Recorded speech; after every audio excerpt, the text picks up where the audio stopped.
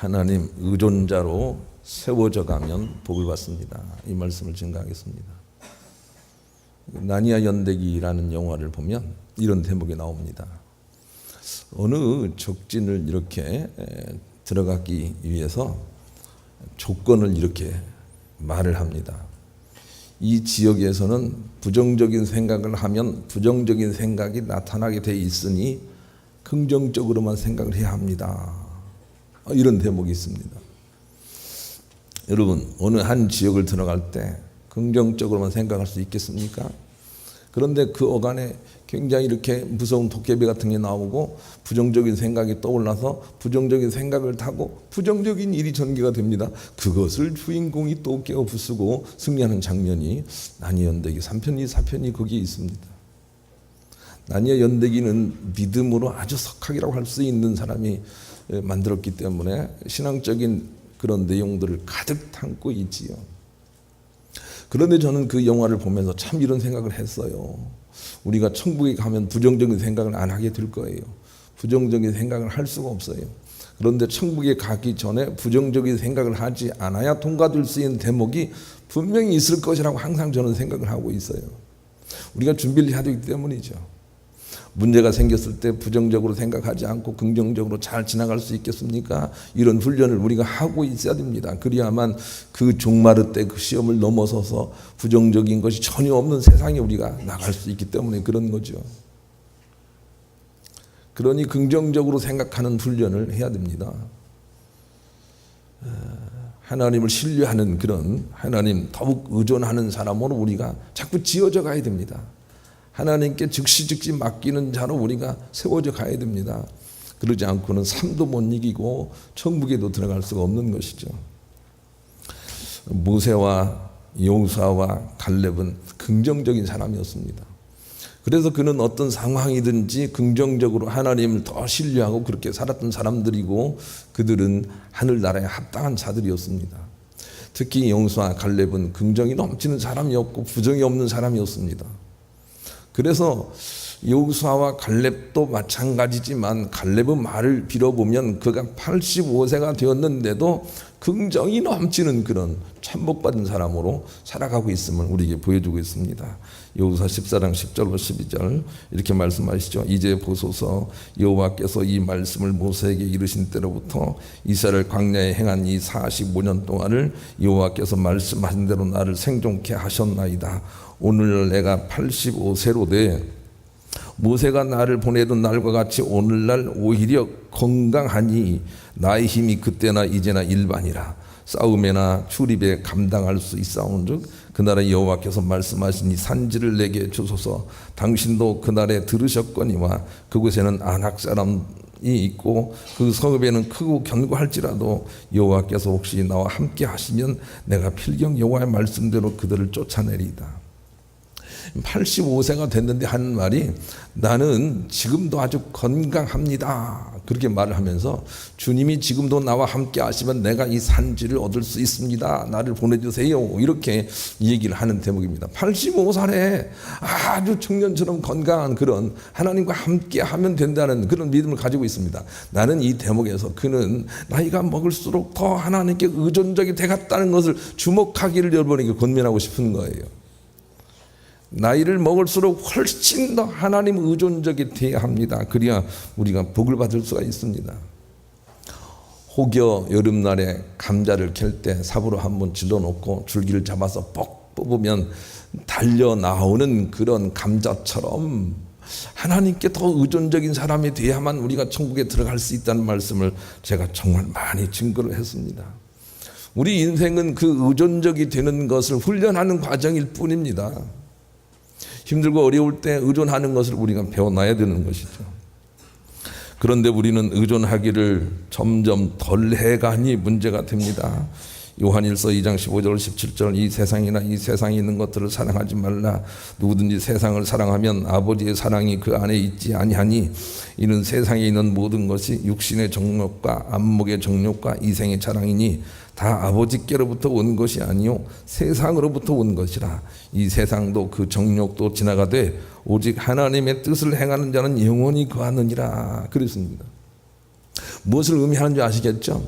이 세상을 사랑해서 하나님 의존적인 것에서 자꾸 벗어나지 말고 시간이 가고 세월이 갈수록 훨씬 더 하나님 의존적인 자로 살아가라는 것입니다. 이 세상을 사랑하지 말고 하나님을 더 의존하는 그런 믿음의 길을 걸어가라고 말씀해 주십니다. 그래서 시간이 갈수록 훨씬 더 우리는 데살로니가전서 5장 16절로 18절의 인생을 살아야 됩니다. 그것이 하나님의 뜻이라 이렇게 말씀하셨죠. 항상 기뻐하라. 또 암송합시다. 시작. 항상 기뻐하라. 쉬지 말고 기도하라. 범사에 감사하라. 이는 그리스도 예수 안에서 너희를 향하신 하나님의 뜻이니라. 그러니까 우리가 항상 하나님 의존적으로 사는 것이 하나님의 뜻이에요. 날이 갈수록 더 하나님 의존적으로 살아내야 돼요. 그래야 우리가 천국에 갈 수 있다. 이렇게 가르쳐 주세요. 이 좁은 가정은 처음에는 둘이 서로 바라보고 당신은 이것이 매력이 있어요. 당신은 이것이 매력이 있어요. 난 당신에게 반했어요. 이렇게 시작을 하지만 점차 눈을 들어서 이제는 한 곳을 바라보는 그런 삶으로 바뀌어야 됩니다. 우리가 저 좋은 행복의 땅으로 갑시다. 저 좋은 하늘나라로 갑시다 하고 이제는 공통적인 곳을 바라봐야 진실로 좋은 나라를 이룰 수가 있습니다. 나이 먹을 때까지 바라봐봤자 약점만 나오는 것이죠. 다시 주님을 바라보고 천국을 향해서 달려가는 그런 하나님 의존자의 가정이 정말 좋은 가정이에요. 좋은 부모는 어떤 상황이라도 하나님 바라볼 줄 아는 것들을 자녀에게 보여줄 수 있는 사람이 되어야 합니다. 어려운 상황이 찾아왔을 때 그냥 뚱지둥하거나 아니면 그냥 세속적인 모양들이 보인다면 자녀들에게 믿음이 전수가 안 될 것입니다. 힘들고 어려운 일이 있어도 하나님 바라보는 것을 보여주십시오. 그러면 틀림없이 그 믿음이 이렇게 전수가 됩니다. 그래서 참복으로 나가는 그런 가정을 대대로 이룰 수가 있는 것입니다. 무디 목사님은 천국이 너무 좋다는 걸 안 이후에 자녀들이 자기의 질병을 고치려고 자꾸 애를 쓰는 것을 만류합니다. 나를 고치려고 애쓰지 마라. 이 땅에서 있는 것보다 천국에 가 있는 것이 훨씬 낫다는 걸 내가 안다. 제발 나를 살려놓지 말아라. 이렇게 말하고 주님 붙들고 나갑니다. 물론 연로해서 그런 얘기를 했습니다. 그러나 우리에게는 나이 들수록 그런 믿음이 필요한 것이죠. 하나님께 의존적인 그런 삶으로 살아가야 됩니다. 천국은 하나님 의존적인 사람들로만 구성이 되어 있다는 것을 우리가 본문을 통해서 배울 수가 있습니다. 마치 강한 자석이 되시는 주님에게 그저 우리가 철과 같은 그런 깨끗함을 가지고 주님께 끝까지 붙어 있어야 되는 것입니다. 많은 미혹이 있을 것입니다. 그럼에도 불구하고 주님께 붙어 있는 사람들로만 천국이 구성된단 말입니다. 천국은 교회도 깨집니다. 여기서 교회란 예배당을 의미하는 거예요. 천국은 예배당도 깨집니다. 천국은 눈에 보이는 것들이 다 깨집니다. 천국은 오로지 그냥 하나님께 의존적인 그런 존재의 영혼들만 붙어서 하나님 나라가 만들어진다고요. 롯의 저처럼 세속적인 사람들은 거기에 떨어지게 되어 있는 것이죠. 하나님 의존적으로 지어져 가는 사람들만이 천국에 갈 수가 있는 것입니다. 그게 본문이에요. 한번 읽읍시다. 12절로 14절 읽습니다. 시작. 크고 높은 성곽이 있고 12문이 있는데 문에 12천사가 있고 그 문들 위에 이름을 썼으니 이스라엘 자손 12지파의 이름들이라. 동쪽에 세 문, 북쪽에 세 문, 남쪽에 세 문, 서쪽에 세 문이니 그 성의 성곽에는 12기초석이 있고 그 위에는 어린 양의 12사도의 12이름이 있더라. 전후좌우를 읽어보면 이런 내용이에요. 천국은 하나님이 성전이 되시고 믿음으로 부름을 받은 사람들이 성이 돼요. 성이 돼요. 그래서 그 성문은 바로 12지파의 믿음을 따르는 자들이 성문이 되고 성곽은 바로 12사도의 믿음을 따르는 자들이 성곽을 이루어요. 우리가 성이 돼요. 다른 것이 성이 되는 것이 아니에요. 하나님의 성에 우리가 들어가는 게 아니고 우리가 바로 성이 돼요. 우리가 성이에요. 신부단장을 한 우리가 성이 되고 그래서 아주 순수함만이 남아있는 땅이 천국이다. 이렇게 우리에게 가르쳐주고 있어요. 우리가 천국 가기를 원한다면 그냥 하나님께 의존적이 돼야 돼요. 예수 그리스도에게 의존적이 돼야 돼요. 성령님께 의존적이 돼야 돼요. 그런 사람만이 천국에 들어갈 수 있어요. 고린도전서 15장 22절로 24절 화면을 보시고 읽습니다. 시작. 아담 안에서 모든 사람이 죽은 것 같이 그리스도 안에서 모든 사람이 삶을 얻으리라. 그러나 각각 자기 차례대로 되리니 먼저는 첫 열매인 그리스도요, 다음에는 그가 강림하실 때 그리스도에게 속한 자요, 그 후에는 마지막이니 그가 모든 통치와 모든 권세와 능력을 멸하시고 나라를 아버지 하나님께 바칠 때나. 하나님께 속한 자들만 남아있고 나머지 모든 것들이 다 깨져버립니다. 그게 하나님 나라입니다. 그러니 우리가 해야 될 일은 더 하나님을 의지하는 것입니다. 하나님 의존적으로 사는 것입니다. 일마다 때마다 하나님 떠올리고 사는 것입니다. 하나님 놓치지 않고 24시간 살려고 하는 것입니다. 그런 사람들만이 천국에 들어갈 수가 있습니다. 예수님처럼. 요한계시록 20장 4절 함께 또 읽겠습니다. 읽습니다. 시작. 또 내가 보좌들을 보니 거기에 앉은 자들이 있어 심판하는 권세를 받았더라. 또 내가 보니 예수를 증언함과 하나님 말씀 때문에 목배임을 당한 자들의 영혼들과 또 짐승과 그의 우상에게 경배하지 아니하고 그들의 이마와 손에 그의 표를 받지 아니한 자들이 살아서 그리스도와 더불어 1000년 동안 왕노릇하니. 천국에 갈 수 있는 조건이 세 조건이 있어요. 아예 하나님 의존자로 살다가 세상으로 떨어지지 않는 사람, 그리고 하나님 의존적으로 살려다가 순교당한 사람, 그리고 끝까지 하나님 의존적이 되려고 애쓰는 사람, 이 세 사람들이 천국에 들어간다고요. 그러니 우리는 적어도 셋째에는 속해야 돼요. 하나님 의존적이 되려고 애쓰는 삶은 살아야 돼요. 적어도 그래야 우리가 천국에는 들어갈 수 있습니다. 주님이 비유로 말씀하시기를 어느 순간 이 역사의 끝에 나팔을 불면서 천사장의 소리와 함께 이 땅에 임한다, 그렇게 말씀하셨습니다. 그때 주님에게 이름이 불리워서 공중에 올라가 혼인잔치에 참여할 자가 있다, 이렇게 비유로 말씀하셨습니다. 그때 우리의 이름이 불리도록 하나님 의존적인 사람이 되어야 합니다. 하나님, 진리이신 하나님 의존적인 사람으로 깨어 있어야 됩니다. 그래야 우리가 들려 올라갈 수가 있습니다. 그런데 누가복음 17장에 롯의 철을 생각하라. 그는 세상을 사랑하다가 뒤를 돌아보고 소금 기둥이 되었느니라. 너희들 그렇게 되지 않도록 조심하라는 말씀을 주고 있습니다. 우리가 세속적이 되면 틀림없이 하나님 놓치고 땅으로 떨어지는 그런 일이 있을 것입니다. 그렇지 않도록 하나님 의존적인 삶이 되도록 준비하는 우리의 삶이 되어야 한다라고 하는 교훈을 우리가 받습니다. 그런 마음을 가지고 우리 복음성가 32장 화면을 보시고 또 찬양하겠습니다. 그러기 위해서는 첫째로 한 마음을 가진 12지파의 믿음을 배워내야 한다는 것이 오늘 본문 속에 있어요. 다시 한번 말씀드립니다. 하나님의 성을 이루는 두 종류의 믿음의 사람들이 있는데, 첫째로는 그 문을 이룬 이스라엘 구약의 12지파의 믿음을 따르는 자들입니다. 그런 사람들이 하나님의 나라를 이룹니다. 그래서 12지파 얘기가 나와요.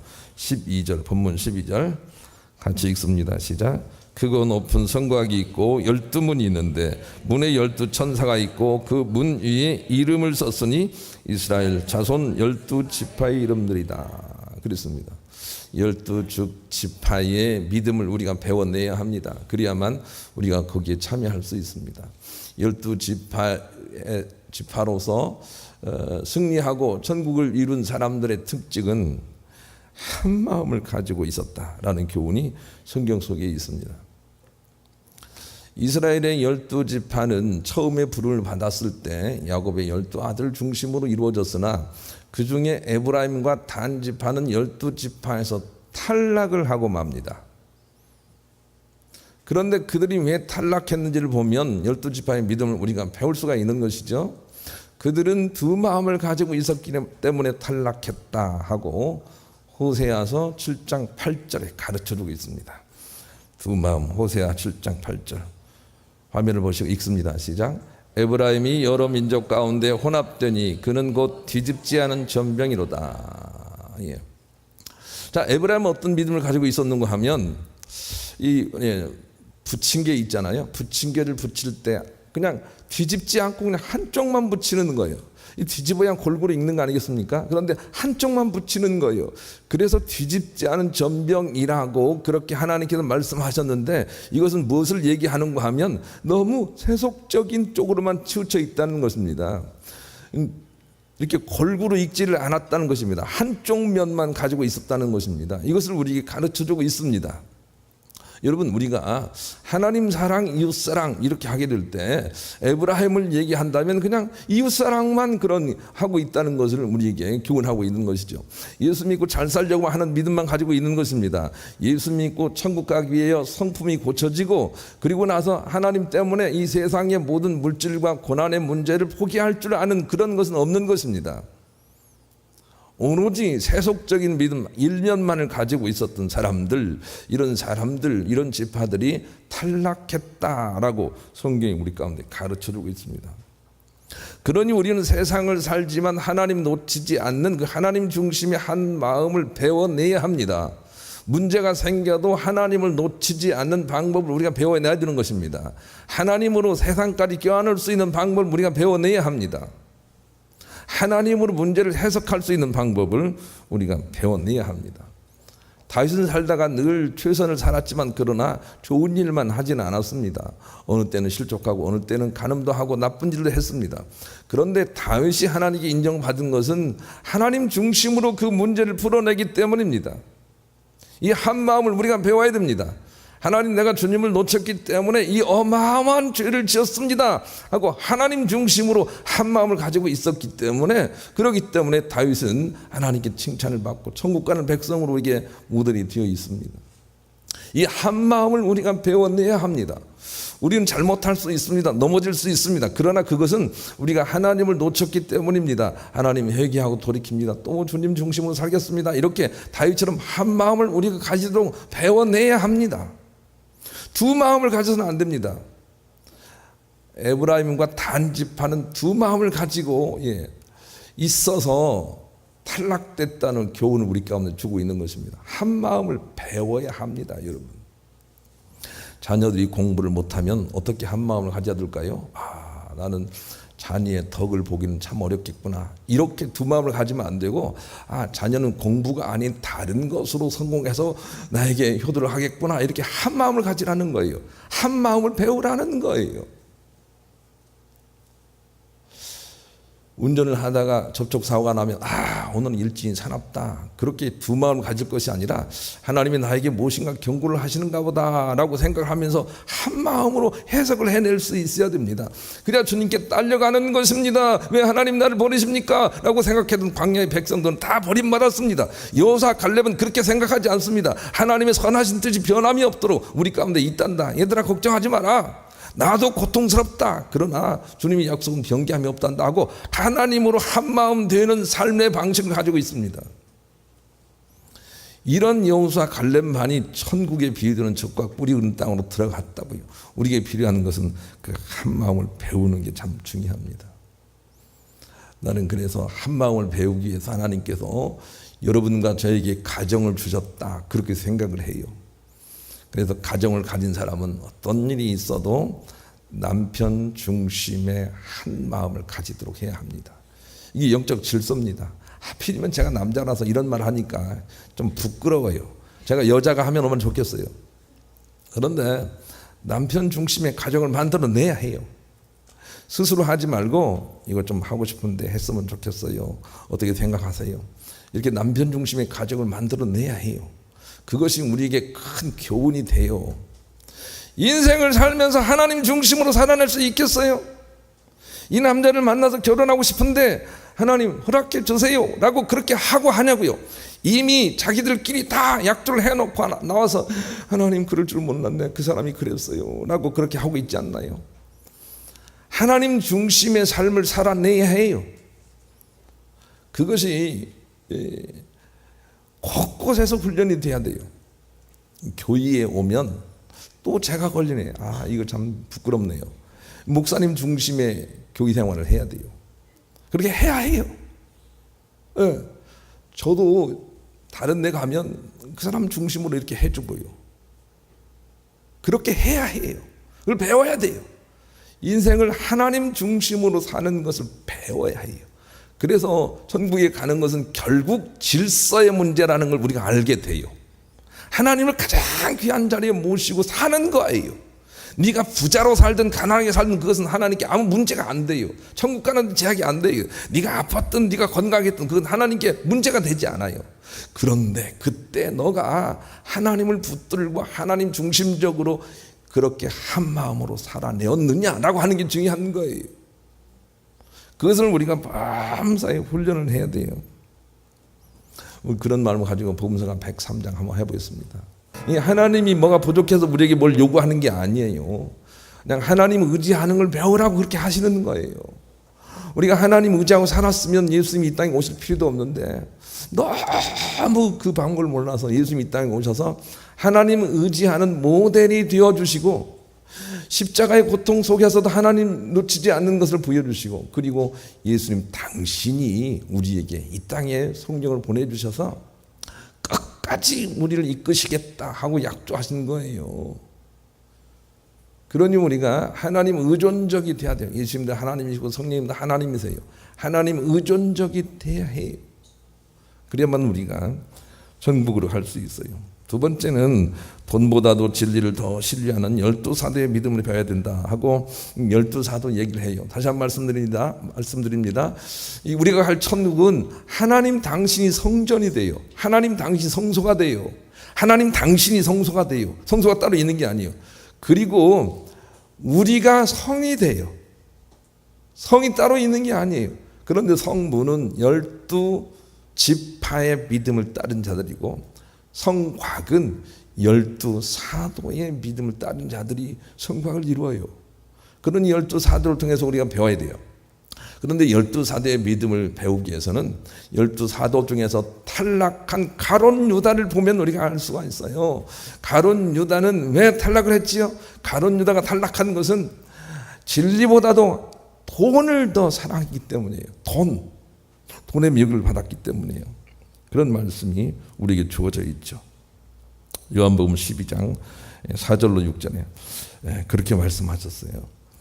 그는 돈을 사랑하는 도적질쟁이다 라는 그런 표현을 쓰고 있습니다. 도적놈이다 이런 표현을 쓰고 있습니다. 도적이라 그랬습니다. 돈을 좋아하는 도적이기 때문에 저렇게 말하는 것이다 하고 성경이 풀어내고 있단 말입니다. 그러니 돈을 좋아하면 우리가 천국까지 못한다는 걸 우리가 알아야 돼요. 돈보다도 항상 진리가 항상 위에 있도록 사는 거예요. 우리가 기도하지 않을 수 없는 이유가 그거예요.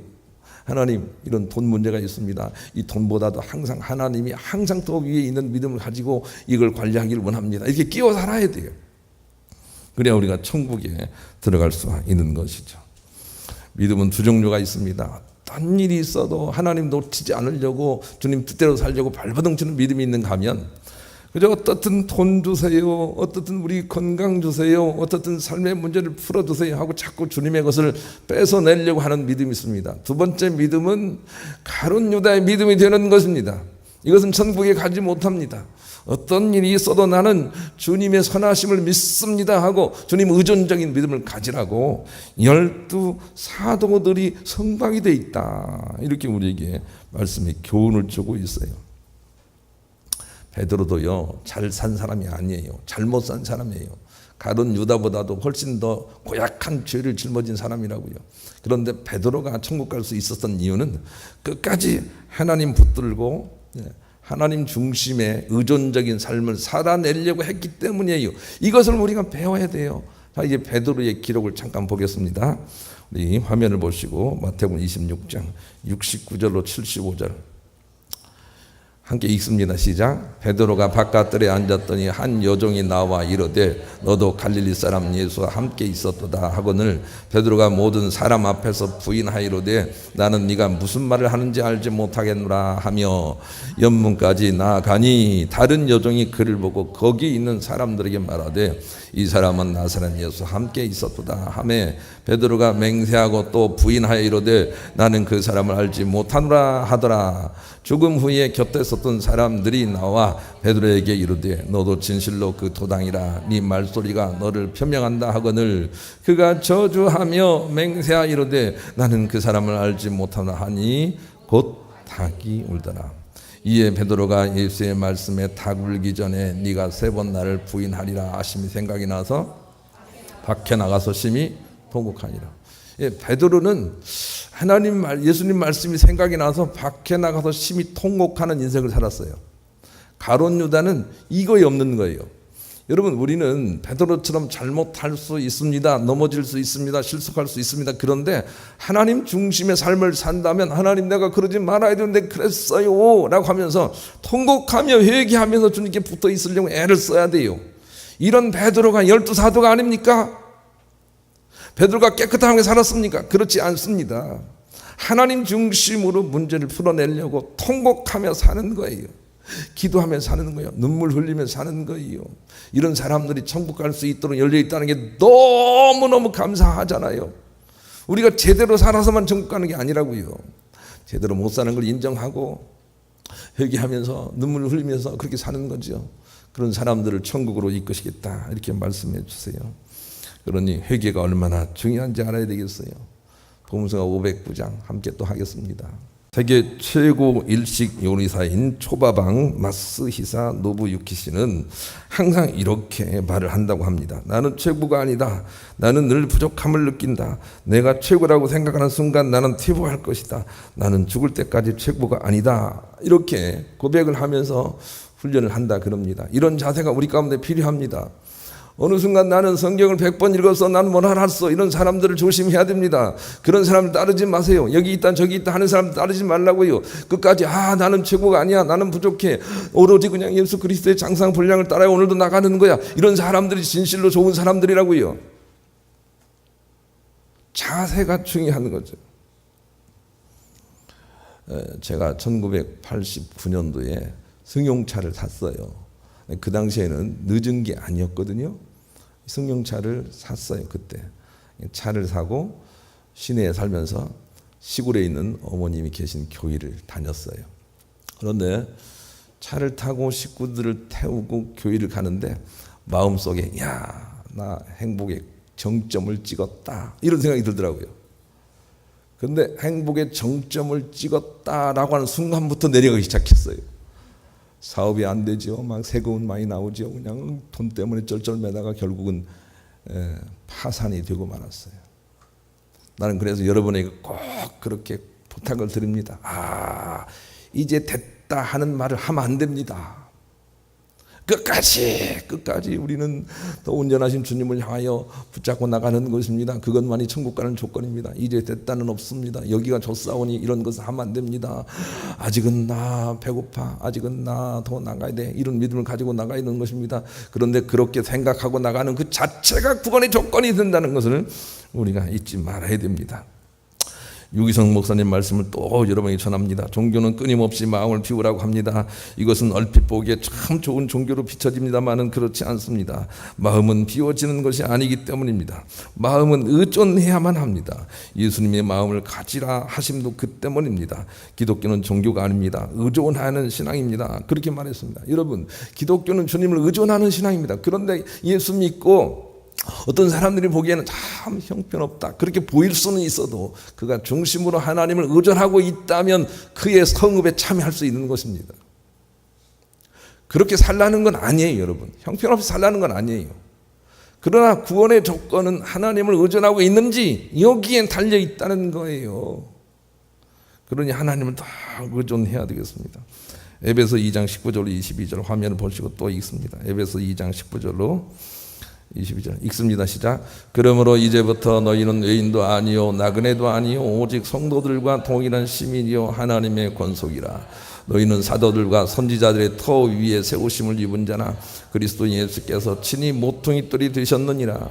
그의 안에서 건물마다 서로 연결하여 주 안에서 성전이 되어가고 너희도 성령 안에서 하나님이 거하실 초소가 되기 위하여 그리스도 예수 안에서 함께 지어져 가느니라. 이 말의 의미를 아시겠지요? 우리가 성이 되는 거예요. 우리가 성으로 지어져 가는 거예요. 그러기 위해서는 선지자와 사도의 믿음 위에 서 있어야 된다 그랬습니다. 왜 그렇게 말씀하셨는지를 우리가 이해를 해야 돼요. 가룟 유다와 에브라임 단지파를 떠올리십시오.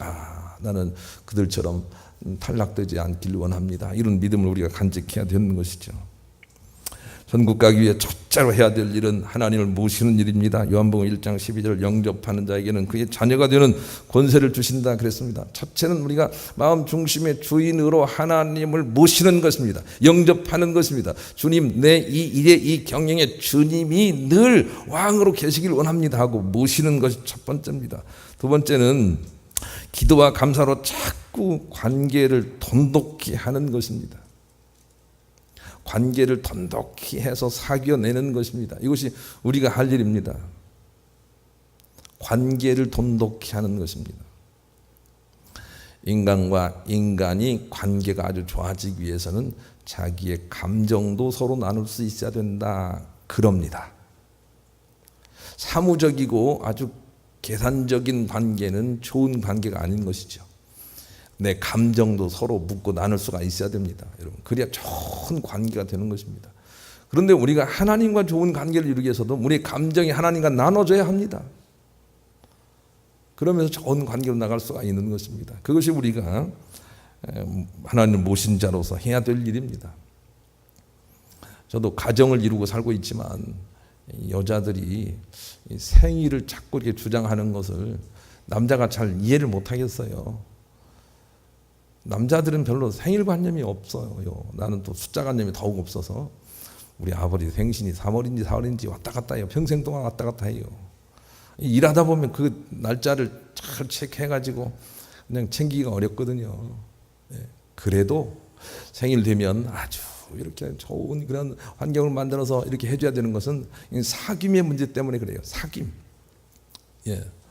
여자들이 생일을 그냥 지나가면 원수 만난 것처럼 마음이 다친다는 거 여러분 아셔야 돼요. 그래서 자꾸 잘해주고 맛있는 거 사주고 선물도 주고 말이죠. 이렇게 해야 되는 것처럼 우리가 하나님께 늘 사귀는 것이죠. 오늘 맥주감사주일인데 하나님과 사귐이 한 과정이에요. 뭐가 부족해서 그런 게 아니에요. 사귀는 거죠. 하나님 그렇습니다. 감사합니다. 고맙습니다. 사귀는 거죠. 그것이 필요하다는 것을 우리가 알 수가 있습니다. 그리고 하나님 의존이 잘함에 따라 삶도 회복된다고 잠언 28장 25절에 말씀하시나요? 마지막으로 화면을 보시고 읽습니다. 시작. 욕심이 많은 자는 다툼을 일으키나 여호와를 의지하는 자는 풍족하게 되느라. 우리가 의지할수록 삶이 풀어진다고요. 의지할수록 삶이 풀어진다고요. 그것이 하나님의 약속이에요. 하나님이 그렇게 하실 거예요. 세월이 갈수록 나이를 먹을수록 더 하나님 의존적이 되어서 삶도 풀어내시고 천국 가시는 여러분 모두가 되시기를 우리 주님의 이름으로 간절히 축원합니다.